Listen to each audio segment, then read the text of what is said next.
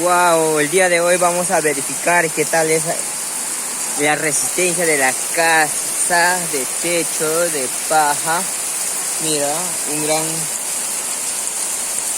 gran torrencial de lluvia, señores selváticos. Estamos aquí pues presenciando.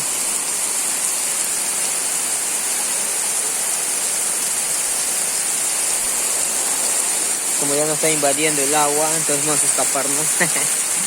Nada. Au. Mira cómo cae la lluvia. Mira, y todo aquí está seco, gentita, seco. Y todos se preguntan y dicen, pero wow, esa lluvia de la selva hace que se puedan inundar esas casitas. Claro que no, gentita, pueden ver, mira, súper sequito todo, sequito. No hay gotera, no hay nada. Y acá como cae la lluvia. Impresionante, ¿verdad? Pueden dejar sus comentarios para que puedan opinar. De hecho, esta es una lluvia de improviso.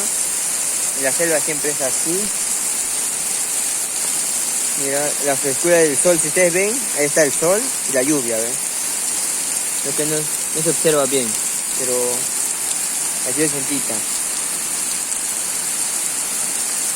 Eso es la lluvia en la selva, en la cultura Ashaninka.